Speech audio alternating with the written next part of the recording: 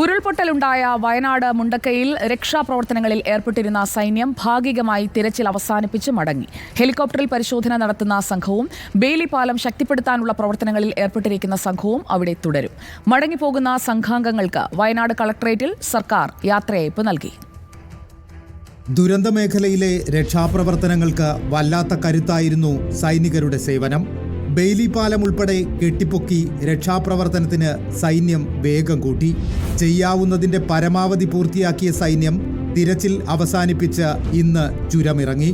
ഹെലികോപ്റ്ററിൽ തിരച്ചിൽ നടത്തുന്ന സംഘവും ബെയിലി പാലം ശക്തിപ്പെടുത്താനുള്ള പ്രവർത്തനങ്ങളിൽ ഏർപ്പെട്ടിരിക്കുന്നവരും അത് പൂർത്തിയാകുന്നതുവരെ തുടരും. ദുരന്തമുഖത്ത് നിസ്തുല സേവനം നൽകിയ സൈന്യത്തിന് സല്യൂട്ട് നൽകിയാണ് സംസ്ഥാനം യാത്രയയപ്പ് നൽകിയത്. ഇവിടെ ആർമിയും നേവിയും ഈ ദുരന്തഘട്ടത്തിൽ നടത്തിയിട്ടുള്ള